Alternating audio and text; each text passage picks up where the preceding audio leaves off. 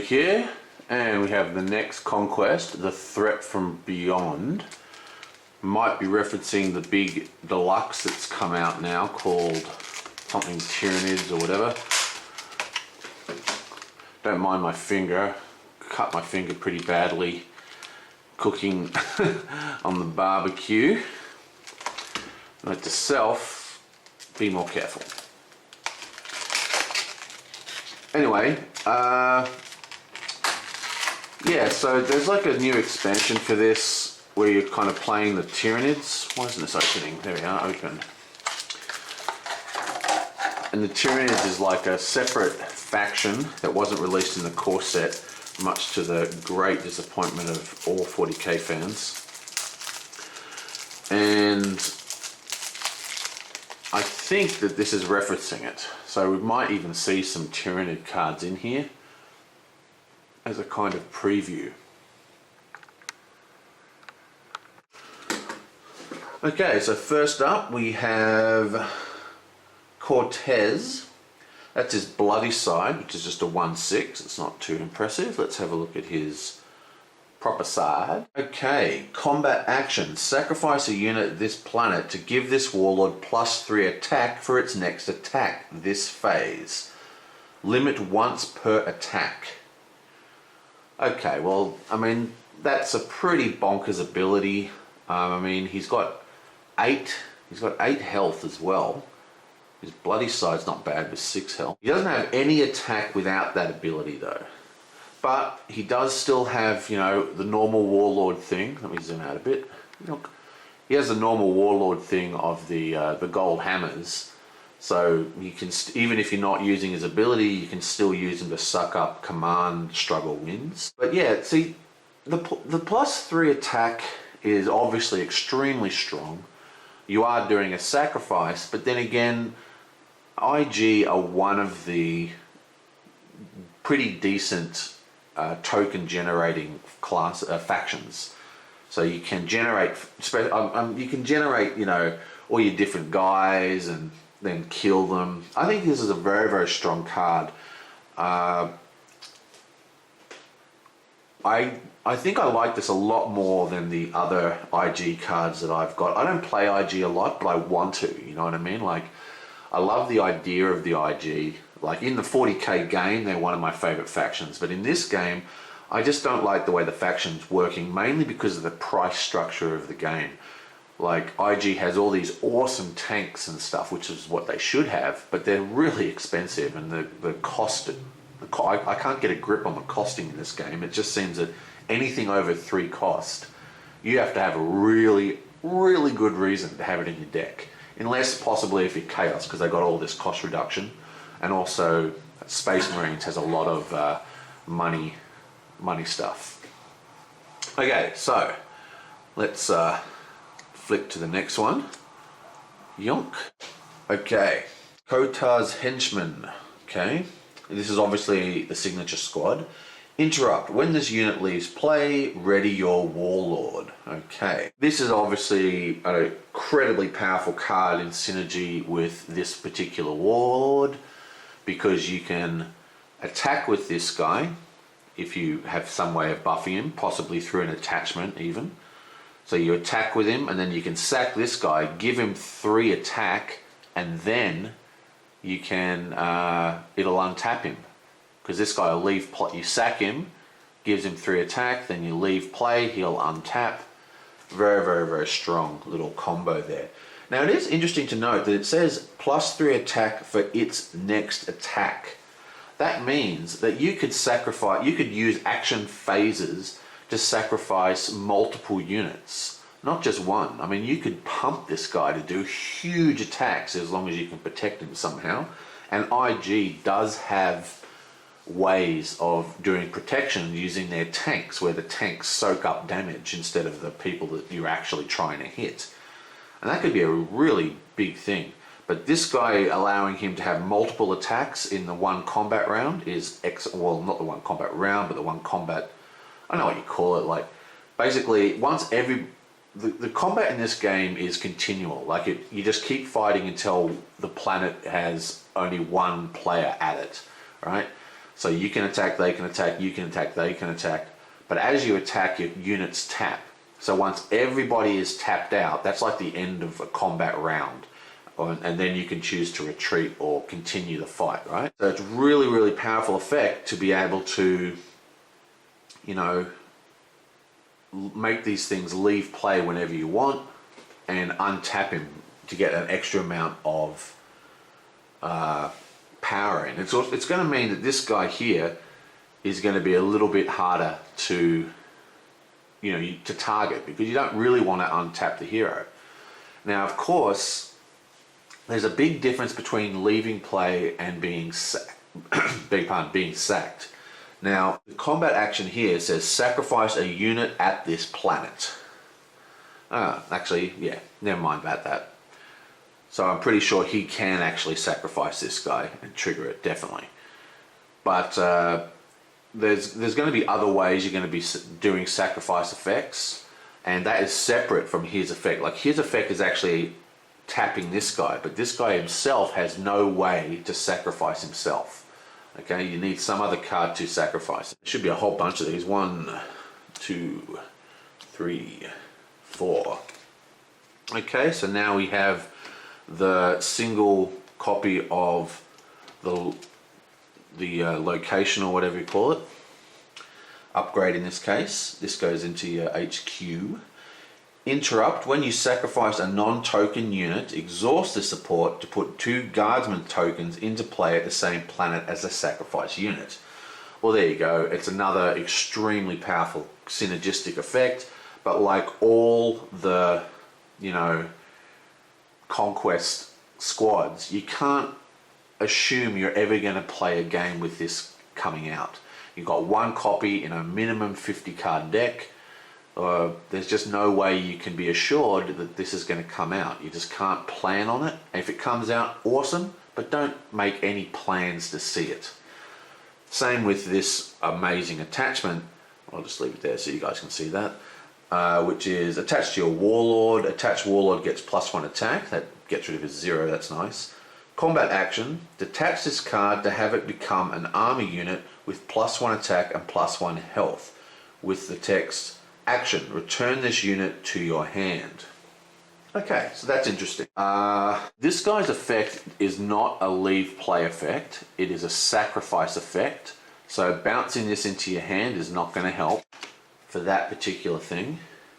I'm not seeing what's so cool about this, you know what I mean? It doesn't seem to be particularly awesome as far as I can tell. I mean, you get basically another body, so it's like a free attack, which is good. And basically, because it's attached to the Warlord, this free attack, it's coming in untapped. See, what happens when you've got your train of units stuck to your Warlord, when he moves to a planet, they move to the planet with him, but they're all tapped, so they're out of the first round of combat. This way, you're getting a round of combat. You know what I mean? You're getting, not only are you getting a round of combat with your Warlord, you're also getting a round of combat with this guy, and that's pretty boss actually. But even so, it's got some sort of cumbersome timing stuff with it, because the combat rounds end as soon as everyone's untapped. So there's not going to, if you've only got a Warlord with this guy at it, you can't attack with your Warlord to get that +1 attack on the Warlord, and then in the next combat action, you know, detach this guy and attack, because there is no second combat action because everybody's tapped out, you know, and that's the end of your combat round. So it's an interesting card. I'm not quite sure the power of it. You'd have to look at the other IG, because IG does have a lot of stuff which triggers off things going in and out of play, and this, being able to just trigger this at will to go out of play, will fuel those effects really strongly. Okay, Emperor Protects. We're still in the squad.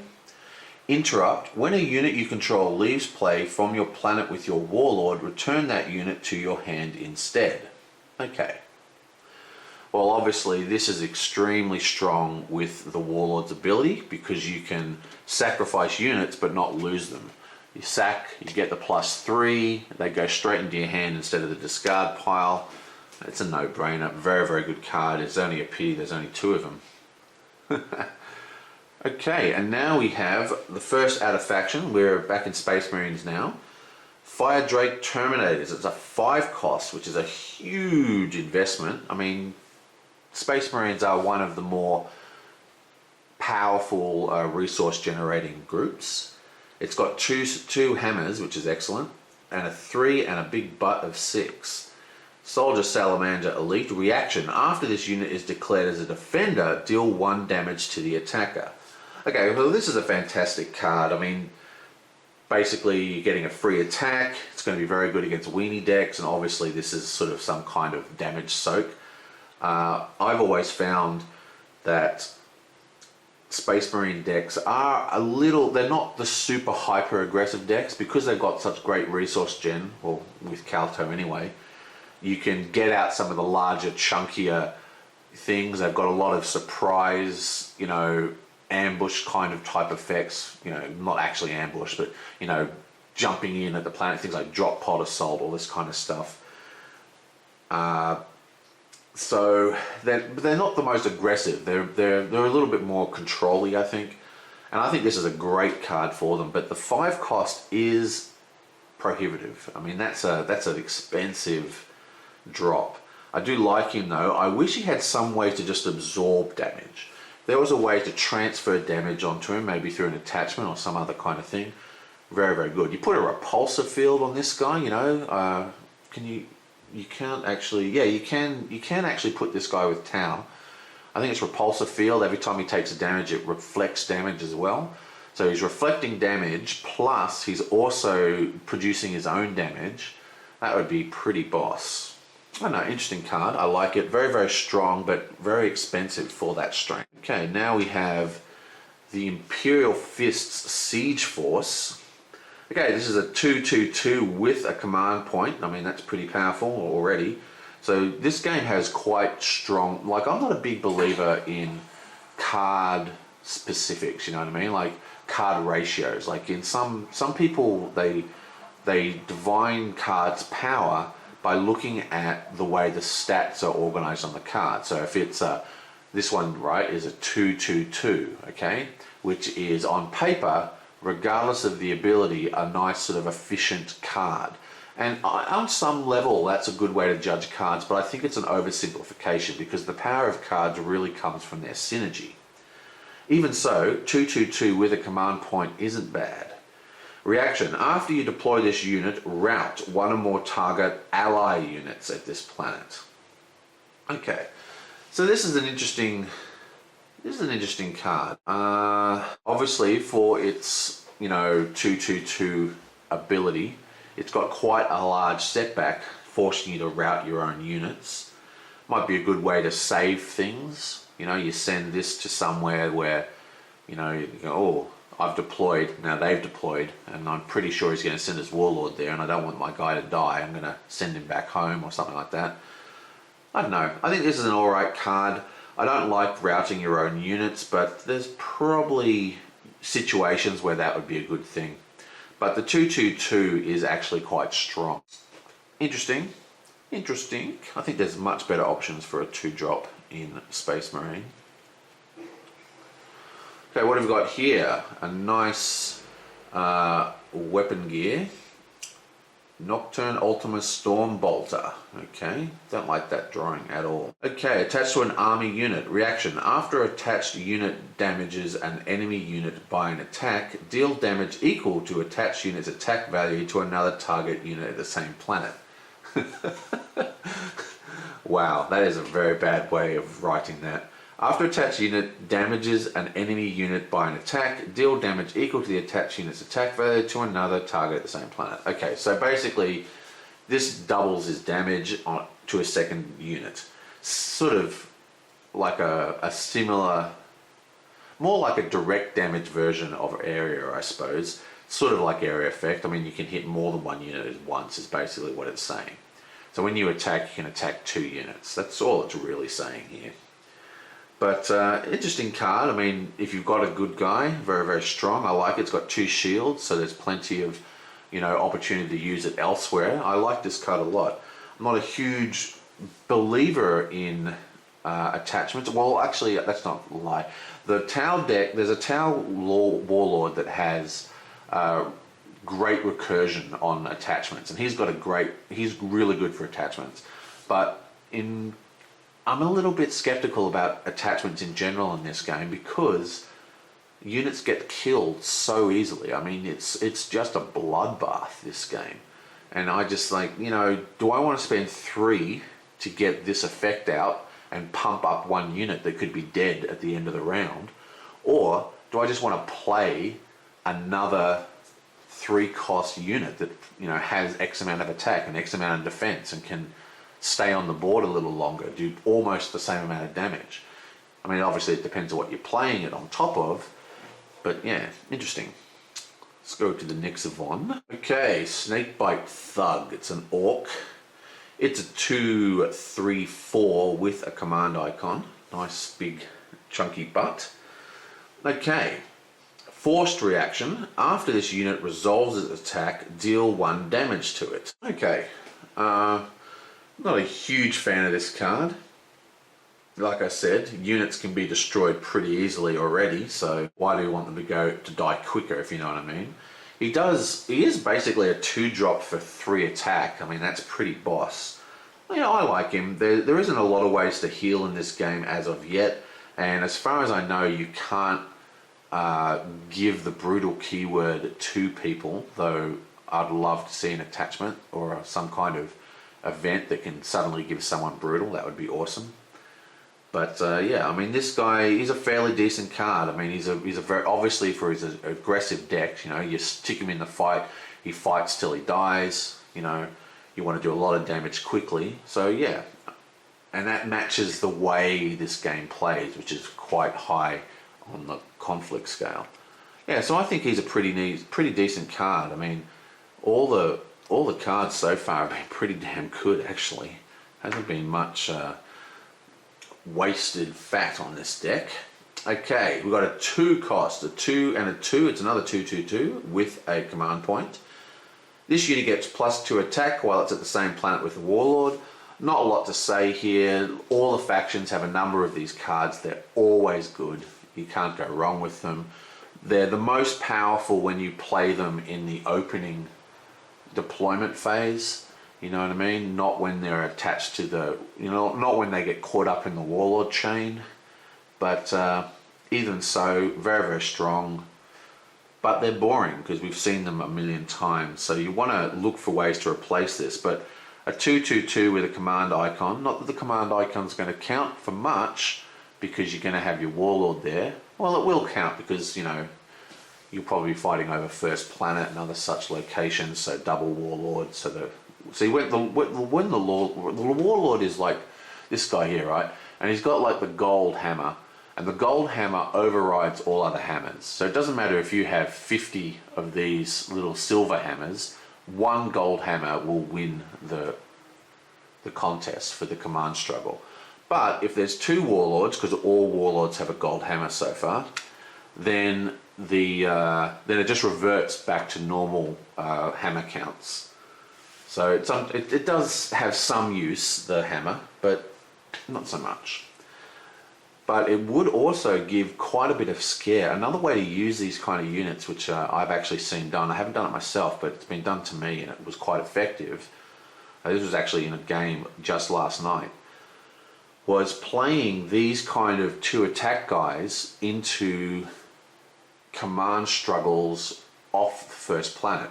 I've always liked to use these guys to make hyper-aggressive Warlord armies, right? But by having these guys just sitting on the other planets, they're contributing one of their points. They're contributing a command point to that. But it's such a threat. It means if they put some juicy targets at the off planets, I can send my Warlord there, and then bam, these guys are then 4 attack. Really, really powerful. And this can scare off the other guy. It does also mean that you're able to kind of, the other player's able to do little feints, like they can put juicy targets to push your Warlord away from the First Planet or whatever. But that is another use for these guys, which I haven't been using him for, which actually was kind of effective, because basically means if you put these at the planets, they're contributing the command struggle to the planets, blah blah blah. It's only 1 point, but who cares? It's still better than nothing. And then if they ever overcommit or they put juicy targets, you just go bam, send your Warlord, and suddenly it's huge. And if they try and fight you for it by sending their Warlord, if you've got initiative, you can just put so much damage down. Pretty cool. Like I said, these are always great cards, but like I said, they're common. We've seen them a lot. Okay, Mork's Great Heap. Okay, sweet. Upgrade. Each non-orc unit you control gets 1 hit point. Okay, interesting card. It is not unique. Oh no, it is unique. So you can only ever have one of these in play. Not a big fan of this one, to be honest. Plus 1 hit point is probably going to help you for your berserk decks, but it doesn't hit orcs. Yeah, I don't know. I don't think I like this one a lot. I mean, oh wait, hang on, I read this wrong. Each non-token, oh man, hearing that gurgling noise, that's my air conditioner. I've got to get it fixed. Each non-token orc unit you control. Okay, I read that completely wrong. So, any orc unit that isn't a token gets the +1 health. That's a bit better, but still not that good. Like I said, now it makes more sense for berserk, because orcs have berserk. But 1 point doesn't seem to do a lot of help for me. I mean, when I play, when units are getting killed, in my experience, they're getting killed 2 or 3 points over. You know what I mean? When it comes down to 1 point of damage, you know, you're looking at basically just shielding anyway. I don't know. If you could have multiple copies of this on the table and, you know, end up with them having +3 points, that would be a lot more interesting to me. But yeah, I think there's a lot better upgrades and locations for this guy. Noise Marines. Oh, one of my favorite concepts in 40k are the Noise Marines. Goselanesh. Okay, this is a 3/2/3 with 1 command point. This unit gets +2 attack while it's at a planet with the Warlord. Again, you know, basically the same deal. Now this card is not nearly as efficient as the last one we just saw, which was the exact same card, but it was a 2/2/2. Okay, this is a 3/2/3. I don't know. Again, we've got a lot of these cards coming out. These cards are good, but not as good as that last orc one we just saw. Okay, now we have the location, Turbulent Rift. Oh, beautiful art on this one. Wow, great. Reaction. After you deploy an elite unit, deal 1 damage to that unit to deal 1 damage to each enemy unit at that planet. Okay, so I kind of like this card. I think this card has potential. There's a lot of elite units inside the Chaos decks. They've got a lot of ways to reduce their costs.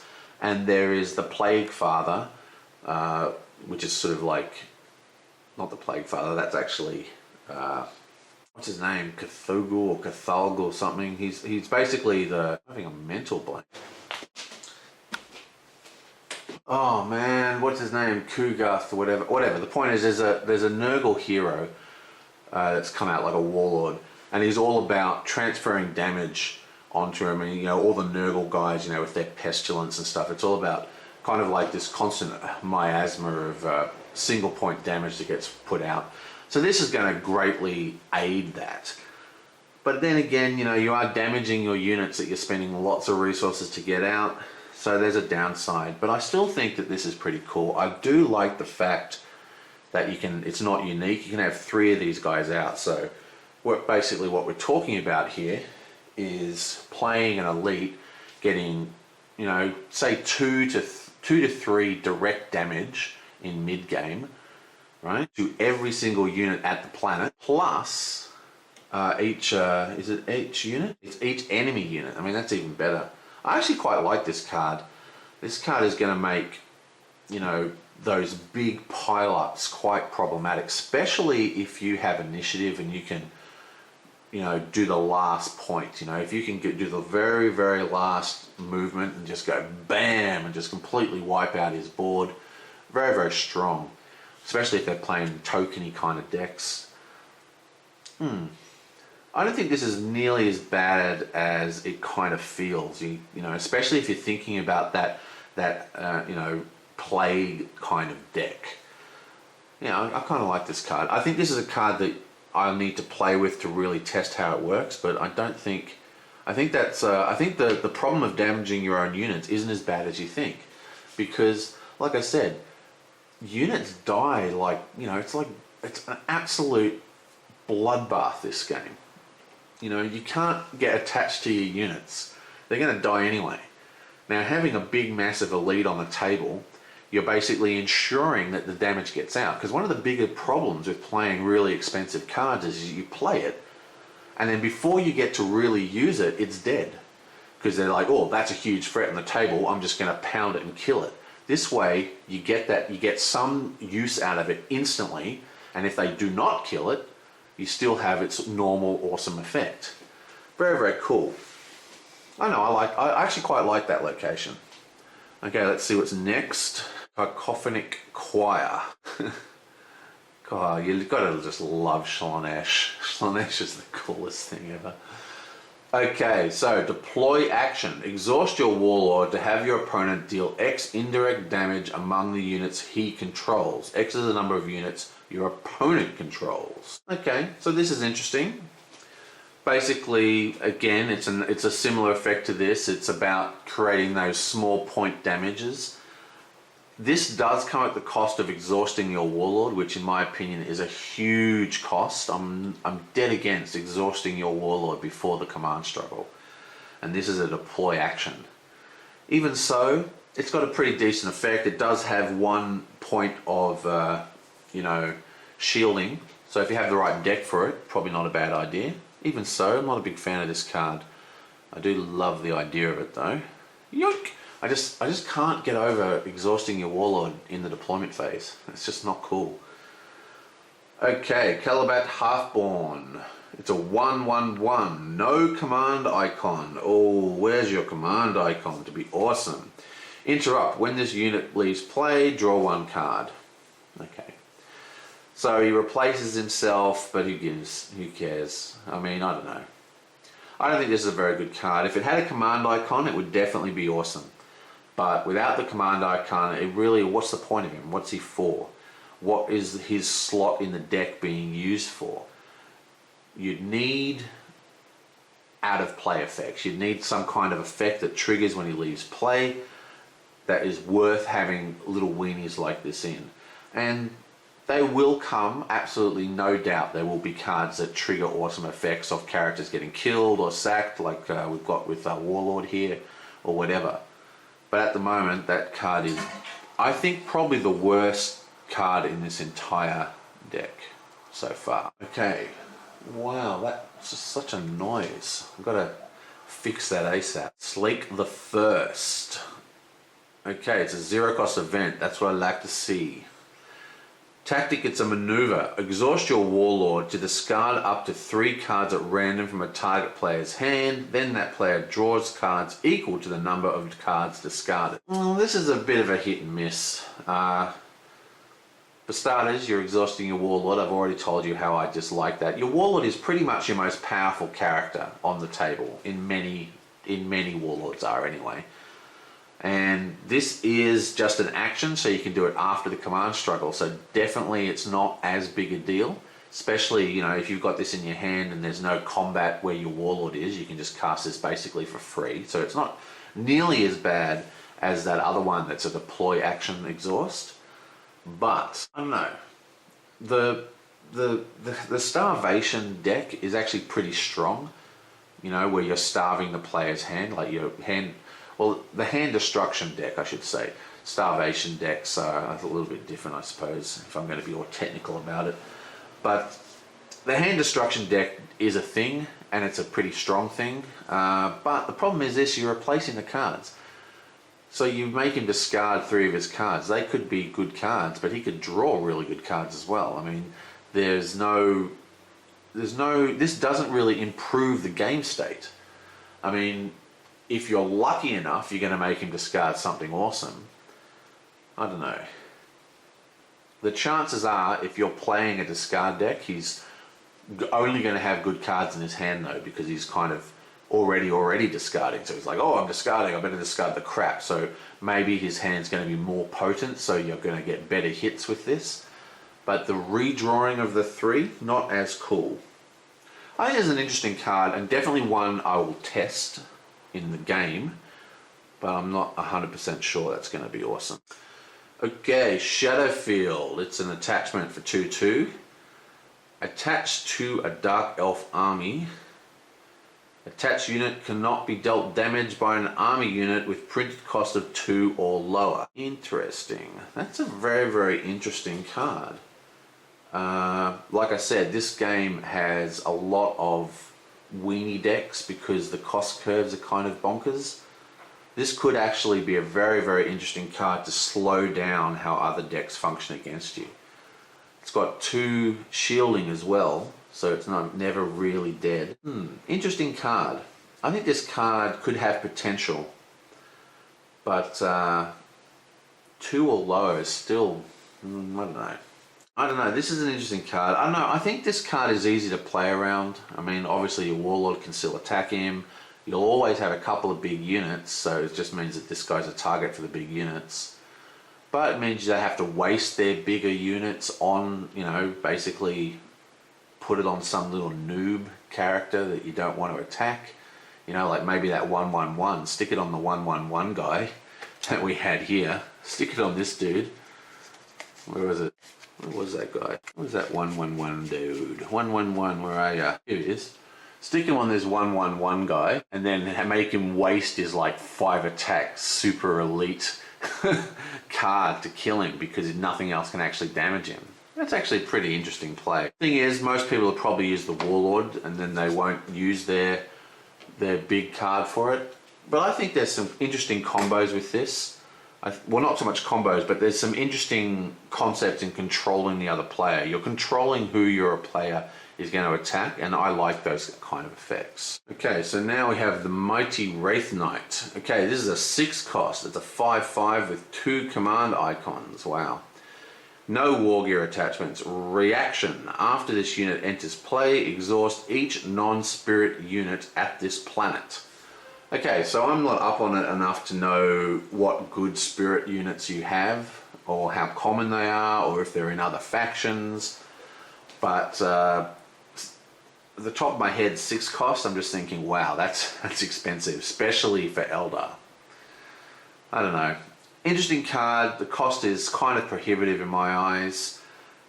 But again, if you can eventually have like a spirit deck, you know, just of cool spirit cards, and this could be very, very strong. That surprise drop. Oops, you got nothing. You got no defense. I'm just going to walk all over you. Okay, now we have Shear's Exodus. Power. Action. Move 1 or more units you control to a planet with your Warlord to your HQ. This is an interesting card. So this is basically like an out-of-turn retreat. I like this card a lot. I actually really like this card. I've often played the game where I've just gone, oh man, I want to retreat right now. Why can't I retreat? I'm just going to get completely hosed. By the time I retreat, half my army's going to be dead. Bam. This card completely fixes that. I love this card. Absolutely awesome. Awesome. Okay, next. Okay, Slumbering Gardens. Interrupt. When an effect would move a unit you control from a planet, exhaust the support to cancel the effect. Okay. This is a great example of the kind of cards I really dislike in these games. It doesn't matter how good the effect is. This effect is kind of meh, but some effects that have the problem I'm about to talk about are really good effects. But I hate it when cards rely on your opponent to do something. You've got to have the opponent actually do it when it makes sense for your card, for your deck to do it. So they've got to do it at a time period where it's actually good for you. That's the first hurdle. They've got to actually have the cards to do it. So in this case, he has to have ways in your opponent's deck to move your units, right? I don't know. There's so many ways that you don't want to rely on your opponent to trigger cards for you. You want cards that you can play at the exact moment you want to play them. You know, like, ooh, I'm going to play this. Excellent. You don't want to be waiting around for your opponent to give you a trigger, you know, unless it's an extremely common trigger. I don't like this card at all, and I think it's a great example of the kind of thing that I hate in card games, in card designs. Well, no, that's putting it a little too harshly. It's not that I hate the card design, it's that I don't particularly like these cards for the kind of decks that I make. Still, depends how common those things are. This is the kind of card that I think is what I would call a meta card. Like, basically, people really misuse the term meta. And part of that is because there's kind of like, because of the internet, we now have the internet. Well, I know some people have grown up with it, but I still think it's a kind of a new thing. And there's like a global meta. Like, people talk about meta, and they talk about the metas that they've never actually played in. You know, theory crafting, because that's the general consensus on the forums, or, you know, whatever. Or well, there is and there's the online leagues as well. But metas, the way I see metas is that metas are kind of bubbles, like versions of the play. Like, cards and decks that could be extremely strong in my local meta, right, you may never even see those decks in, you know, overseas. If I go to France and I play in some French store, I literally may not see any of the decks that I see every single day at my local. And that's, to me, what a meta is. A meta is a localized sort of trend inside the game. And this is the kind of card that would go very, very well with your meta. Okay, if you have a player who comes every week and they go, oh, he loves moving around, he really likes his hero that has that ability or something like that, this is a great way to counter him. But if you're just playing random people, you know, without a meta, or if you're playing in some kind of online environment where you might never see the same person ever again, then, you know, these kind of meta counter cards that counter other people's decks, which is what this card is, are not nearly as strong. Okay, so now we've got Fire Warrior Guardians, more Fire Warriors. Fire Warriors are the original Fire Warriors, the ones that get plus attack for every attachment. So underrated. People write them off for some reason, but I've seen them absolutely own. Okay, so we have a 3/2/2. For each ethereal unit you control at this planet, this unit gets +2 attack and gains 1 command icon. Wow, that's amazingly good. This is the kind of card that just gets better and better and better. There might not be many ethereal unit choices right now, but there's going to be, and eventually, I mean, that's going to knock that. I mean, that is not something that's going to change.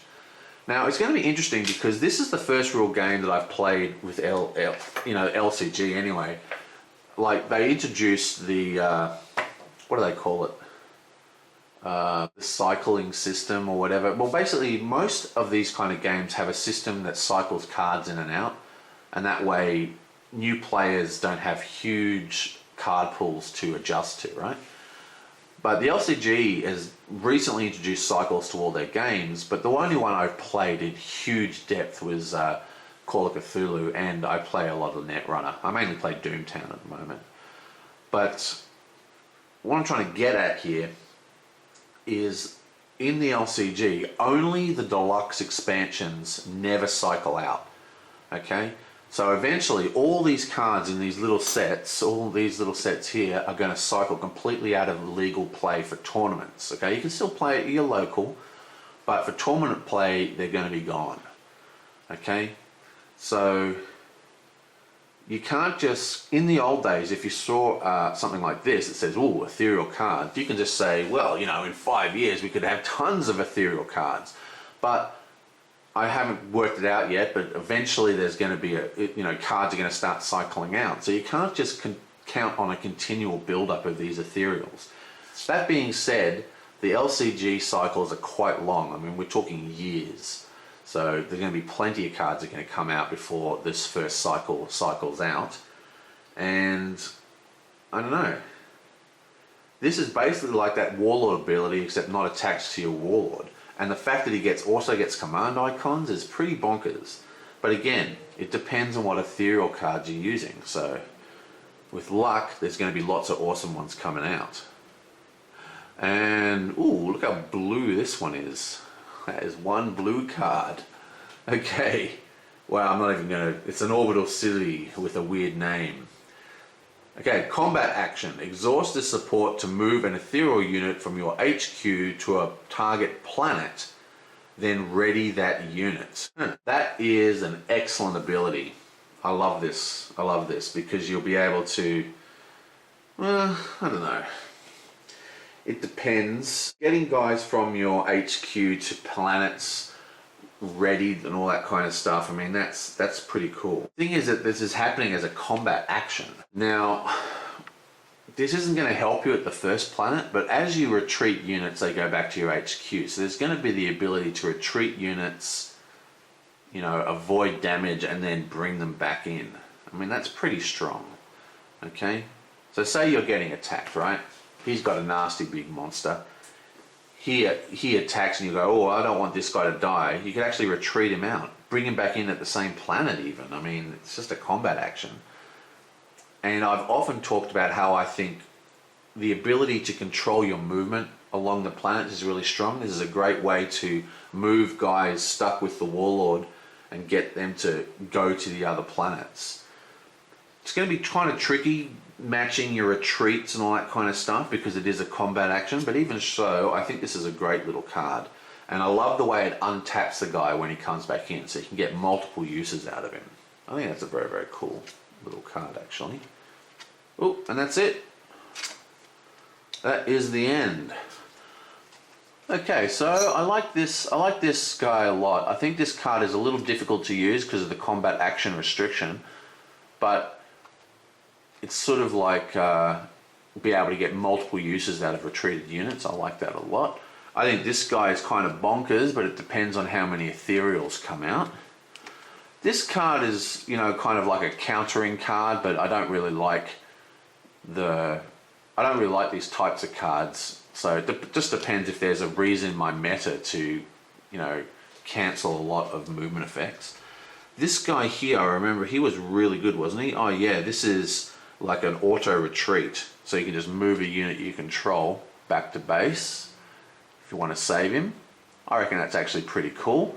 But of course, you know, your unit's going to have to be worth having a card slot to do that. You know, that's one of the things with this game. I mean, do you want to have this in your deck, or do you just want to have another unit to replace the one that got killed?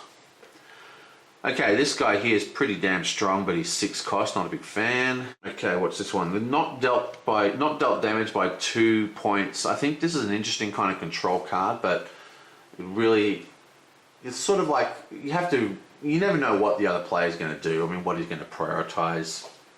It is a kind of control card, but I quite like it. Okay, Slave of the Thirst. What's this one again? Oh, this is the hand destruction one where he replaces the 3 discards. Not a big fan of that one.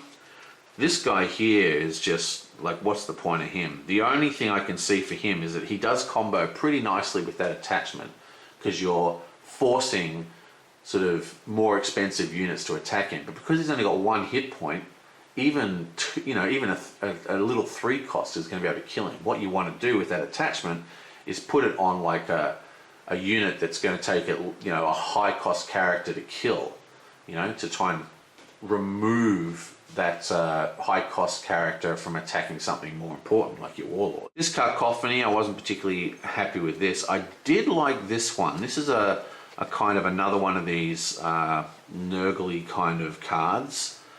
I think that's actually a lot more powerful than it looks at the top of your head. I kind of like that. I think the Noise Marines were a bit meh. I think the cost is a little bit prohibitive for the effect. We've got lots of these cards already exist. The +2 attack with your Warlord. Why is this guy more expensive than all the rest? A unique +1 hit points doesn't really interest me much. This is the kind of card if you're playing with your orcs and you're just noticing they're getting killed but only by a couple of points here and there. That's when you think, well, I'll chuck this in the deck and I don't have to worry about it. The thing I don't like about it is that it's unique. So what happens then? You got 2 dead cards as soon as you play it? Not cool. Okay, so this is a better example. This is a 2/2/2 with a command icon, +2 attack with Warlord. This is the kind of one I like. And this guy here I think is actually pretty damn good. He's got a command point. He only costs 2 to get out. He's doing 3 attack.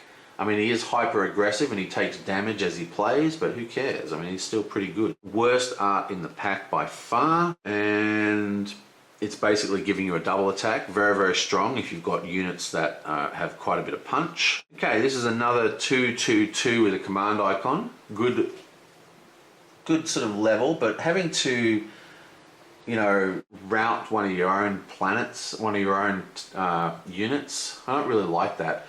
I don't think I would include this guy in first blush. This is the kind of guy I'd build my deck and then I'd look for a card to replace it with this guy and just see how he runs, but I don't think that's the kind of card I'm really interested in. This guy here is bonkers. I love this guy, but he's very expensive. 2 command points, he's got a butt of 6, he's got 3 attack, plus he's doing damage on defense. That is strong. Okay, and then we have the command squad cards, and the command squad cards are always good, so they don't really need much chatting. And the hero himself is ridiculously good. Very, very strong. I wouldn't be surprised to see this guy become an absolute powerhouse. Okay, so that's that. The Threat from Beyond. I was kind of expecting to see a couple of Tyranid cards in here, but I guess not. Well, that's it. I'll see you guys next time.